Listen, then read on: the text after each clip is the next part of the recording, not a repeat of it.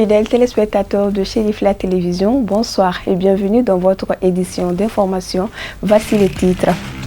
Fête de Ramadan, présentation de vœux des membres du Haut Conseil islamique du Mali au président Seyda Chérif Ousmane Madani Aïdara.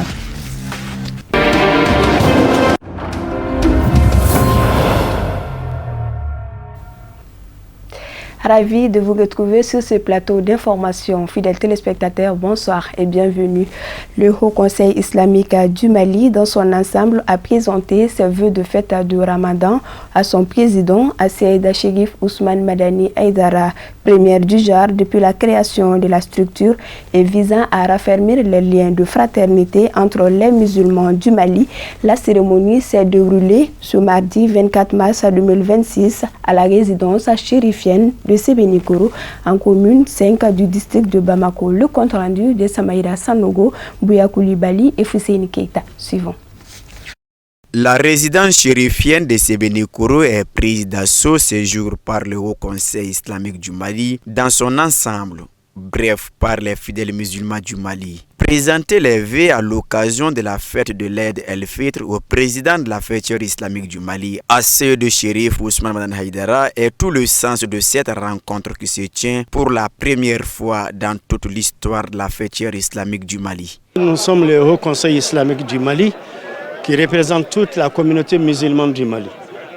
D'habitude, Dieu, dans ses miséricordes, et à travers son prophète, nous a donné des fêtes.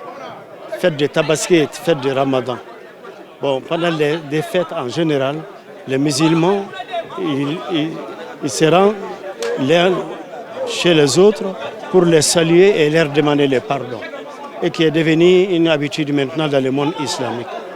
Et vu les situations au Mali, le Bureau national du Haut Conseil islamique a décidé de se réunir et de préparer une journée de présentation de meilleurs vœux au président du Haut Conseil islamique du Mali, qui est le Chérif Ousmane Madani Aïdara. Voilà pourquoi nous sommes réunis dans cet après-midi, dans ces demeures, ici, pour lui présenter nos vœux les meilleurs et les vœux de tous les musulmans adressés à tous les musulmans et à toutes les communautés musulmanes du Mali. Parachevant les efforts du président du Haut Conseil islamique du Mali dans le but de réunir les fidèles musulmans autour de l'essentiel, cette initiative, au-delà de la présentation des vœux de fête, se veut un cadre de consolidation des liens fraternels entre coreligionnaires. Une première au Mali. Donc, vraiment, cette rencontre va dissiper les rancunes, les mécontentements, les divisions entre les musulmans. Vraiment, si quelqu'un est très heureux par rapport à ça, je peux dire que je suis la personne la plus comblée. Parce que je ne m'attendais jamais dans ma vie à de telles choses. Autrefois, chacun s'insultait dans des mosquées.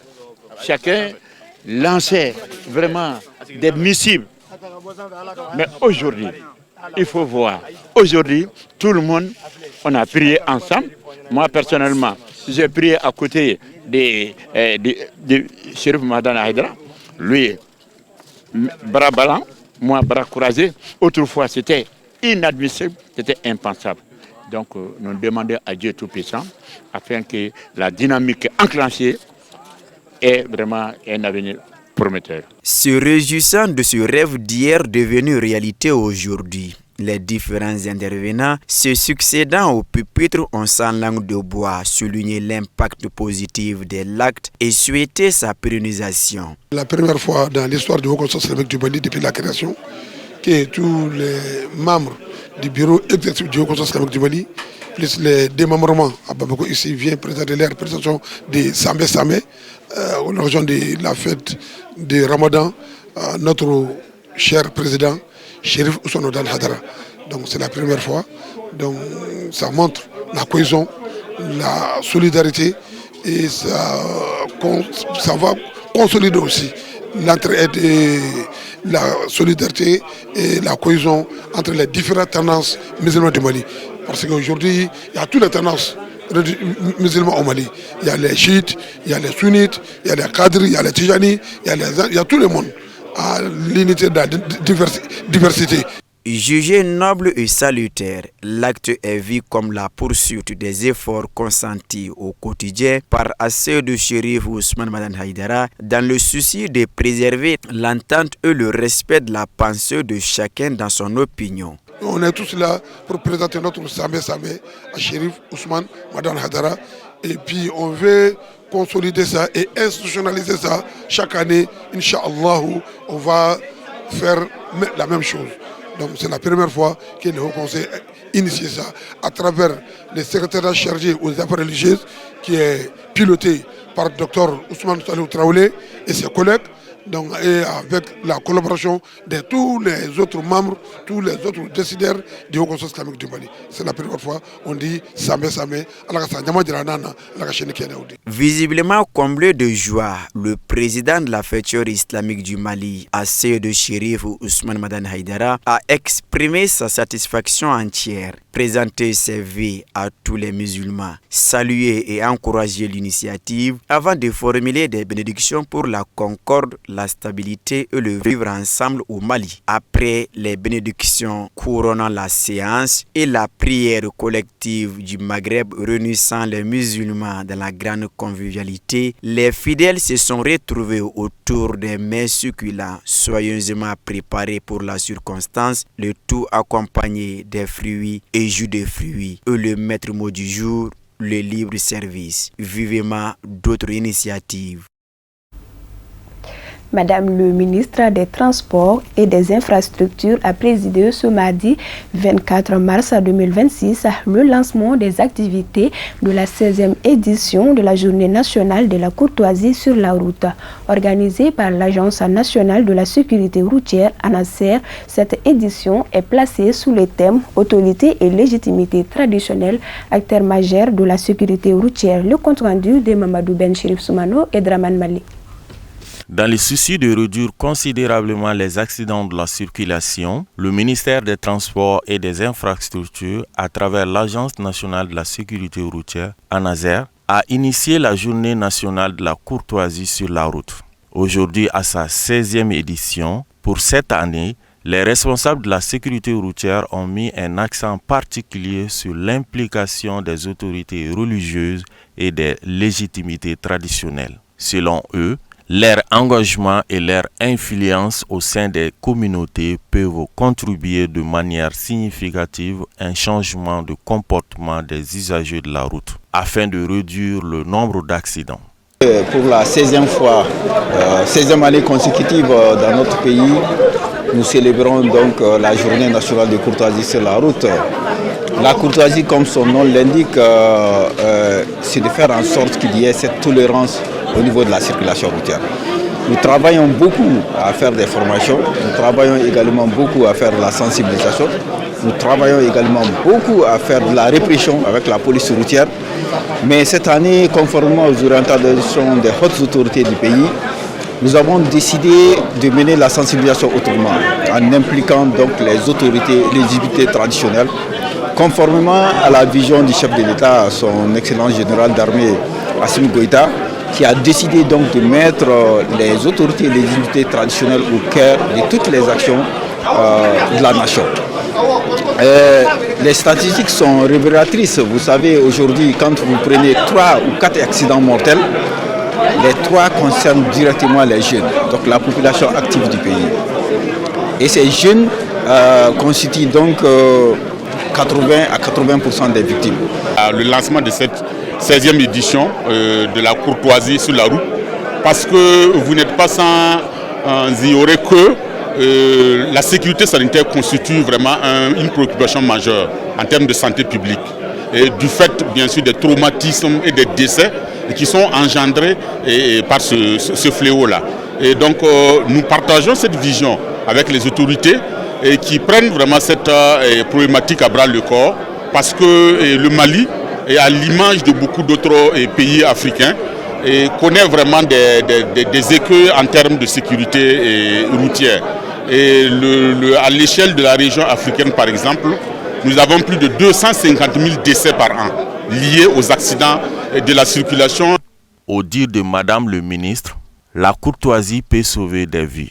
Elle rappelle que le code de la route est formel à ce sujet. Un conducteur énervé constitue un véritable danger en circulation, tandis que la courtoisie permet d'éviter les comportements à risque. Elle a également exhorté les autorités religieuses et traditionnelles à diffuser largement le message de la courtoisie partout où elles interviennent afin d'atteindre l'objectif de réduction des accidents de la route au Mali. À l'occasion de la 16e édition de la Journée nationale de la courtoisie sur la route, je vous adresse mes salutations distinguées qui illustrent mon adhésion, comme tous les Maliens, aux règles de bienséance et de courtoisie qui prennent un relief particulier en cette journée dédiée à la courtoisie sur la route.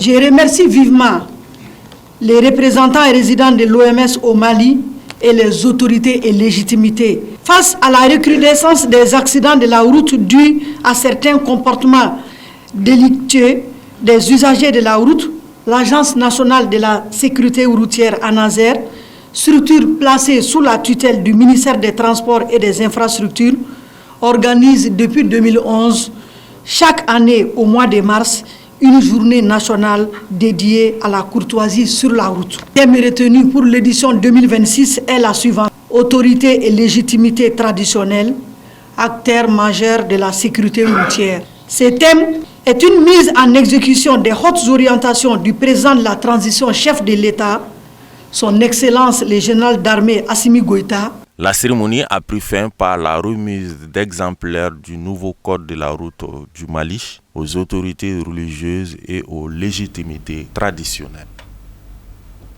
L'Association des jeunes premiers du Mali, AJPM, a organisé ce 22 mars 2026 à Kéniéba, dans la localité de Néman, une cérémonie de remise de trophées marquée par la reconnaissance du mérite et la valorisation du secteur agricole. Au cœur de cet événement, l'hommage est rendu au grand cultivateur Abdul Karim Traoré, figure emblématique de l'engagement rural. Le compte rendu de Pendakone et Nuhunkone. C'est sous les applaudissements du public que Abdul Karim Traoré, grand cultivateur de Kéniéba, a été accueilli sur la scène de la cérémonie. Un moment fort marqué par des témoignages saluant la bravoure, la persévérance et l'engagement de cet acteur du monde rural. Plusieurs intervenants ont pris la parole pour mettre en lumière son parcours et son apport au développement agricole de Kéniéba. Moi, je n'ai pas de mots parce que Traoré, c'est mon oncle. Je suis venu à peu près 4 ans ici. Je lui vois sur le jardin.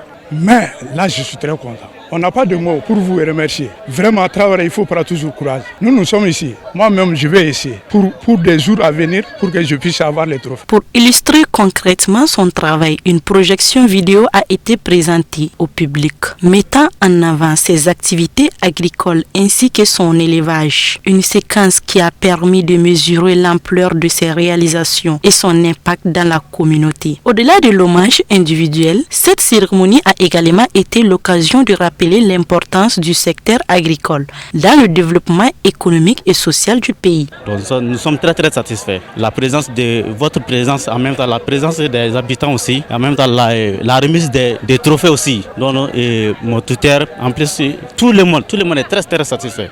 Ça nous encourage à fournir au moins le plus d'efforts pour accueillir ou bien pour mener les besoins que nous avons. La cérémonie s'est poursuivie par des prestations artistiques qui a émerveillé l'assistance avant de laisser la place à la remise officielle de médailles et de trophées. Par ailleurs, plusieurs distinctions dont des attestations de reconnaissance ont été remises aux femmes du lauréat en guise de reconnaissance pour leur contribution et leur accompagnement aux côtés de leurs chers époux. Alors si nous sommes aujourd'hui à Néma dans la localité de Kéniéba, alors c'est pour venir décorer un homme, un grand patriote, alors qui a su bâtir ce pays à travers les champs. Et il s'appelle Abdul Karim Traoré. C'est un grand cultivateur qui cultive plus de 48 hectares. Et non seulement il est cultivateur, il est également fournisseur, que ce soit dans la localité ici de Kéniéba et jusqu'à Bamako. Donc il a des légumes, il a des céréales, des vivres. Alors il fait également l'élevage. Il pratique tout ça. Je tiens d'abord à confirmer et a réaffirmé que c'est un patriote, une référence. Alors le fait de lui avoir fait cette remise, et nous lui avons encore donné plus de tâches. Nous lui avons donné du travail. Ça veut dire que s'il est aujourd'hui à 48 hectares, alors demain on attend de lui plus de 100 hectares. À travers cette cérémonie, les organisateurs entendent non seulement célébrer le mérite, mais aussi encourager une nouvelle génération à s'investir dans l'agriculture, pilier essentiel du développement local. Suivons à présent l'actualité hors de nos frontières commentée par Moussa Famba.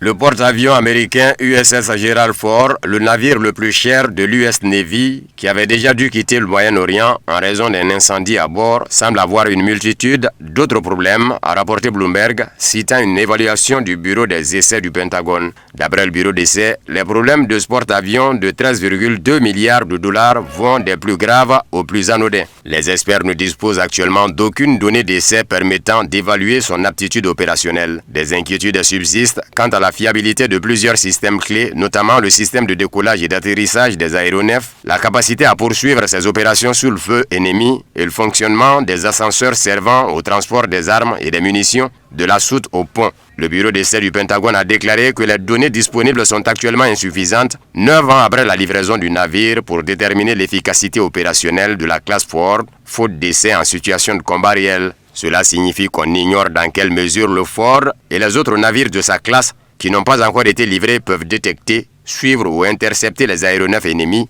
les missiles anti-navires ou les petits avions d'attaque, rapporte Bloomberg. Le 12 mars, le commandement central des forces navales américaines a signalé un incendie à bord du porte-avions américain USS Gerald Ford qui se trouvait en mer Rouge et participait à des opérations contre l'Iran au Moyen-Orient. Plus tard, un porte-parole du commandement militaire iranien principal, le quartier général central Khatam al-Anbiya, a affirmé que des militaires américains avaient déclenché l'incendie du porte-avions afin d'empêcher de nouvelles opérations militaires contre l'Iran. Le président américain Donald Trump se retrouve pris au piège de la crise iranienne et aucune des solutions potentielles ne semble attrayante, a indiqué CNN. Le rapport souligne que Téhéran conserve son atout majeur, le contrôle du détroit d'Ormuz. Dans ce contexte, le dirigeant américain dispose de plusieurs options, mais aucune n'est sans risque. L'intensification des frappes aériennes ne garantit pas la sécurité de la navigation dans le détroit, tandis que le déploiement de troupes au sol constituerait un Rubicon politique, ouvrant la voie à des guerres sans fin, ce à quoi Trump s'est toujours opposé. Par ailleurs, si les États-Unis déclarent leur victoire et se retirent du conflit, leurs alliés du Golfe se retrouveraient face à un Iran renforcé, prévient la chaîne de télévision, ajoutant que si la guerre se termine sans que le contrôle des stocks d'uranium hautement enrichi de l'Iran ne soit établi, Téhéran sera en mesure de fabriquer des armes nucléaires à un moment donné. Les présidents sont souvent confrontés à des crises sans solution satisfaisante, mais rares sont ceux qui se retrouvent dans une impasse comme celle dans laquelle Trump s'est lui-même mis, a fait remarquer la chaîne de télévision. Par ailleurs, des contacts ont été établis par l'intermédiaire d'intermédiaires entre les États-Unis et l'Iran, selon des médias américains. La République islamique est prête à examiner des propositions durables pour régler le conflit, a rapporté la chaîne de télévision CNN. Des échanges ont eu lieu entre les États-Unis et l'Iran à l'initiative de Washington ces derniers jours, mais rien n'a encore abouti à des négociations à part entière, a expliqué la source citée par CNN. Selon ces sources, l'Iran ne demande ni rencontre ni pour parler direct avec les États-Unis, mais est disposé à écouter les propositions qui tiennent compte des intérêts nationaux de la République. Les conséquences de la crise énergétique déclenchée par l'opération militaire américano-israélienne contre l'Iran menacent d'engloutir bientôt les États-Unis et d'autres régions, selon une prévision publiée par le Wall Street Journal. À moins que les pourparlers de paix n'aboutissent rapidement, les prix records de certaines qualités de pétrole brut du Moyen-Orient se répercuteront bientôt sur les États-Unis et d'autres pays, indique l'article. La perturbation des approvisionnements en carburant est tellement massive que nous allons paniquer complètement si cette situation n'est pas résolue assez rapidement, a déclaré Helge André Martinsen, analyste énergétique à la banque d'investissement norvégienne. Comme le précise le journal, la situation pourrait être résolue si le transport de pétrole à grande échelle via le détroit d'Ormuz était rétabli. Même dans ce cas, pour que les prix reviennent au niveau d'avant-guerre, les opérateurs souhaitent que les producteurs du Golfe Persique reviennent sur leur réduction de production mise en place au début du conflit, indique la publication. Cela nécessiterait également un allègement durable des sanctions imposées à l'Iran et à la Russie. Les États-Unis ont assoupli les sanctions contre les deux pays pour rassurer les marchés, mais seulement pour un mois, a déclaré Martinsen, cité par le Wall Street Journal. Pour l'instant, les États-Unis n'ont procédé qu'à un assouplissement sélectif et à court terme de leurs restrictions sur le pétrole russe et iranien. Aux États-Unis, les prix de l'essence ont déjà atteint leur plus haut niveau depuis 2022. Le porte-parole du quartier général central Khatam al-Anbiya d'Iran a rayé les tentatives de Washington de faire passer la défaite militaire américaine contre l'Iran pour un accord, soulignant que la République islamique ne conclura jamais d'accord avec un agresseur. Dans sa dernière déclaration adressée aux États-Unis, le porte-parole du quartier général central Khatam al-Anbiya a déclaré que la puissance stratégique dont vous vous êtes vanté s'est transformée en défaite stratégique. Une superpuissance autoproclamée, si elle pouvait se sortir de cette situation, l'aurait déjà fait. Aujourd'hui dans le monde, il n'y a que deux fronts, la vérité et le mensonge. Et aucun individu épris de liberté ne se laissera influencer par vos médias. Toujours s'attaquant aux États-Unis, le porte-parole de laisser entendre que les conflits internes aux États-Unis sont-ils aussi graves qu'ils en viennent à négocier entre eux-mêmes. Il a déclaré que l'Iran affirme clairement que tant que notre volonté sera présente, aucune situation ne reviendra à son état antérieur. Cela se produira lorsque l'idée même d'agir contre la nation iranienne aura été complètement effacée des esprits des dirigeants américains. En réponse au récent rapport faisant état de déploiement de troupes américaines dans la région dans le contexte de l'agression militaire américano-israélienne en cours contre l'Iran, le président du Parlement iranien Mohamed Bakr Khalibaf a réaffirmé la détermination du pays à protéger sa souveraineté. Nous surveillons de près tous les mouvements américains dans la région, et notamment le déploiement de leurs soldats, a déclaré Khalibaf dans un message publié mercredi sur son compte X. Ce que les généraux américains ont détruit, les soldats ne peuvent pas le réparer. Au contraire, ils ne feront que devenir victimes des illusions de Netanyahou, a-t-il ajouté. Ne mettez pas à l'épreuve notre détermination à défendre notre terre, a déclaré le président du Parlement aux responsables américains. Les États-Unis et le régime israélien ont lancé une campagne militaire non provoquée de grande envergure contre l'Iran suite à l'assassinat du guide suprême de la révolution islamique, l'ayatollah Seyed Ali Khamenei, ainsi que de plusieurs hauts commandants militaires et civils le 28 février. Ces attaques ont consisté en des frappes aériennes massives contre des sites militaires et civils à travers l'Iran, causant de nombreuses victimes et des dégâts considérables aux infrastructures. En réponse, les forces armées iraniennes ont mené des opérations de représailles ciblant les positions américaines et israéliennes dans les territoires occupés et sur les bases régionales à l'aide de vagues de missiles et de drones.